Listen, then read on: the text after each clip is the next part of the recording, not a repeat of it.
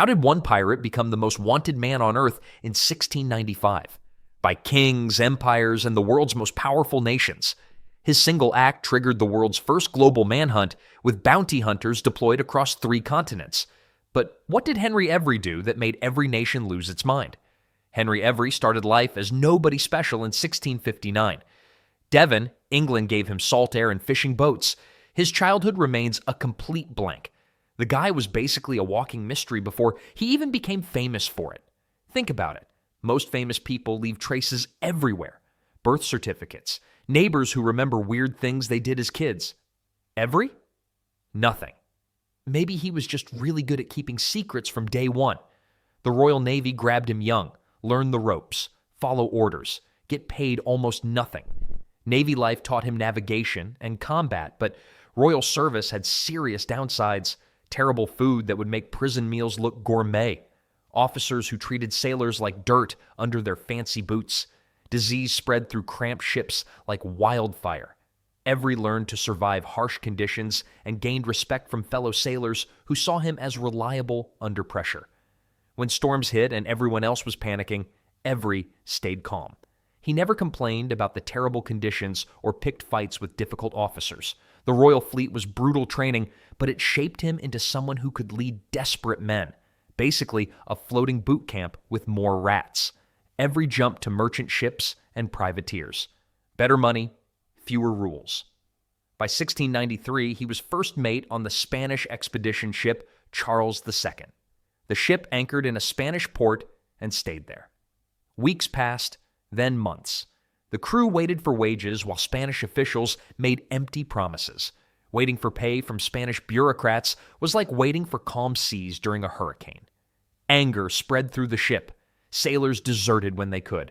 Those who stayed grew desperate. 6 months without wages will do that.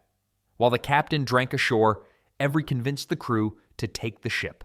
No violence needed. Just hungry men who wanted what they earned. The mutiny happened at night when most of the port was asleep. Taking control of a ship while the captain was drunk ashore was probably the easiest mutiny in naval history. The hardest part was probably deciding what to do with the captain's leftover wine. They renamed her Fancy and elected Every captain. But the crew didn't want to return to England empty-handed. They wanted revenge. They wanted riches. They decided to become maritime thieves with better planning than most naval expeditions. Every had become a pirate captain, but stealing Spanish ships was small thinking. Coastal raids paid for rum and food, but real fortunes required bigger targets. He had his sights set on something much bigger. Every knew where real treasure sailed. The Red Sea held Mughal Empire ships carrying pilgrims and gold between Mecca and India. These weren't ordinary vessels. They were floating banks with dozens of cannons and hundreds of guards. Most pirates went after fishing boats and small merchant vessels. It was like robbing lemonade stands when banks existed. Every wanted to hit the biggest score possible. Every spent weeks studying shipping routes and weather patterns. He knew exactly when the richest ships would pass through narrow straits where escape would be impossible. Smart pirates didn't rely on luck alone. They studied their targets like students cramming for final exams. Every joined other pirate crews hunting those waters. Working together made more sense than fighting over scraps like hungry seagulls over fish guts. 5 pirate ships working as one fleet could take down targets that would destroy any single crew. The convoy appeared like a gift. 2 massive ships with smaller escorts. The Fateh Muhammad fell first after brutal fighting. 50,000 pounds in treasure. Enough to retire rich, but Every wanted more. His crew was already celebrating, but Every kept his eyes on the bigger prize sailing just ahead. The Ganges Sawai was different. 60 guns. Over 400 people aboard. Built like a floating fortress. Taking her would be like storming a castle that happened to float and shoot back with naval cannons. Most captains would have called it a day after such a massive haul, but Every wasn't most captains. He convinced his crew to risk everything they had just won for an even bigger prize. Every ordered the attack anyway. Cannon fire lasted hours. Somehow the pirates won. The battle was closer than anyone expected. One lucky shot from the Mughal ship could have ended everything. But Every's crew fought with desperate courage, knowing this was their one chance at legendary wealth. Inside, they found gold coins filling barrels, silver stacked like firewood, precious gems in silk bags, 600,000 pounds total value. They had struck the richest treasure without needing a map marked with an X. But nobles and royal family members were also aboard. What happened to these passengers created stories that would haunt every forever. Tales of violence spread faster than news of his success. Every had pulled off the crime of the century, but news travels fast when emperors start demanding blood. The Mughal Emperor exploded with rage when news reached Delhi. His subjects attacked, his treasure was stolen, his family was abused. The emperor's fury burned hotter than cannon fire and lasted much longer than any naval battle. Emperor Aurangzeb wasn't just some local ruler having a bad day. He controlled more wealth and power than most European kings combined. When he got angry, entire armies marched. When he made threats, smart people listened, and really dumb people became pirates. Aurangzeb blamed Britain immediately. Every was English. The attack happened near British waters. His message was simple: catch every or lose all Indian trading rights forever. The emperor threatened to seize all British property in India and imprison every English merchant. This wasn't an empty threat. The Mughal Empire controlled vast armies and could easily expel foreign traders. Previous diplomatic incidents had already strained relations between the two powers. This terrified British merchants more than storms, pirates, and sea monsters combined. India supplied spices worth millions, textiles filling European markets, gems decorating royal crowns. Losing Indian trade would sink the British economy faster than a cannonball through a ship's hull. The British government issued the first global manhunt in history. Letters flew to every colony.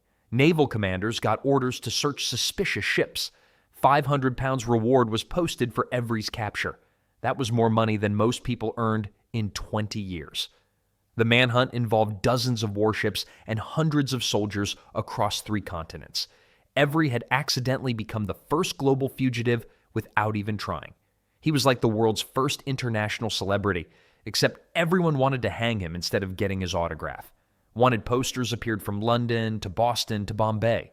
Every became more notorious than pirates who had terrorized the seas for decades.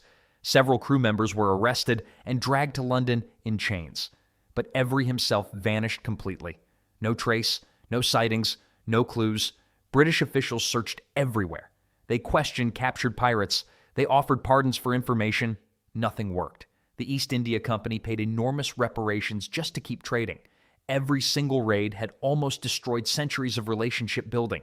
Diplomatic relations between Britain and the Mughal Empire would take years to repair completely. The entire world was hunting Henry Every, but the man himself had already started the greatest disappearing act in criminal history. Every became the ultimate escape artist after his raid. The Fancy sailed around Africa, avoiding every major port. Half the world's navies hunted that ship, so hiding meant survival. Every split his crew into smaller groups to avoid detection. Some sailed on different ships. Others disappeared into port cities with new identities. The whole operation was like organizing a surprise party, except instead of cake and presents, everyone got new lives and fake names. Madagascar offered perfect refuge, remote location, friendly chiefs, no British patrols. It was like finding the perfect island hideout that pirates only dreamed about in tavern stories. From there, the trail goes cold.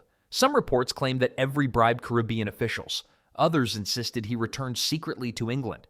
Captured crew members mentioned different plans when questioned in Irish prisons. Each story contradicted the others, making it impossible to know which was true. Some stories were obviously lies told to avoid the hangman's noose. Every had apparently told different escape plans to different crew members, keeping everyone confused, including future historians. It was like playing a shell game, except instead of finding a ball, everyone was trying to find the most wanted man on Earth. Here's what drives historians crazy. No solid evidence supports any theory. Did Every live as a wealthy gentleman farmer? Did merchants cheat him, leaving him to die poor in London? Did he establish a secret pirate kingdom? Every had vanished more completely than ships swallowed by storms on moonless nights.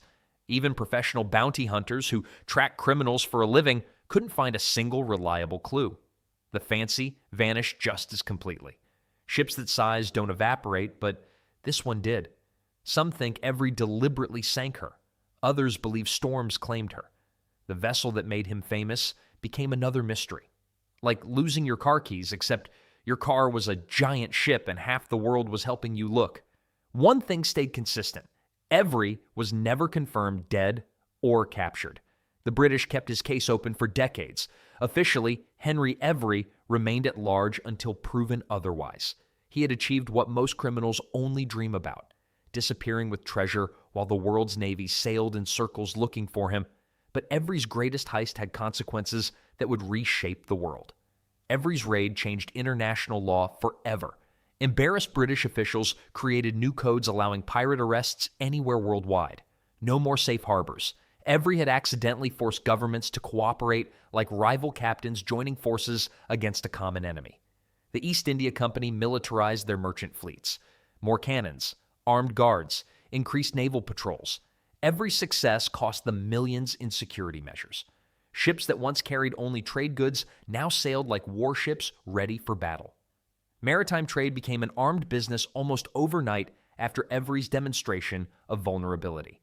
But the strangest effect was inspiration. Other pirates studied Every's tactics and abandoned small coastal raids.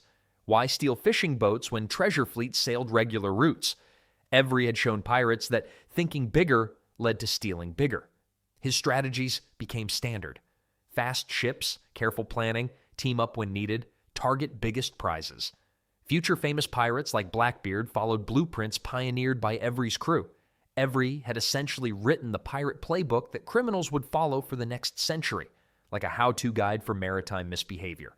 Governments started treating piracy as international security threats. Naval cooperation increased. Intelligence sharing improved. Every had accidentally united world powers against piracy while trying to become rich. Countries that normally hated each other started working together against pirates. Some captured crew faced public execution as government warnings, but hangings only added to Every's legend. Every proved one perfect crime could beat a lifetime of small thefts. His risk versus reward calculation influenced criminal thinking for centuries, all because an unpaid sailor decided to steal his ship rather than wait for Spanish bureaucrats, proving that sometimes the best business plan is just taking what you want. The most wanted man on earth had become something more powerful, a legend that would never die. And when legends grow this big, they inspire others to chase immortality through extraordinary acts that reshape history forever.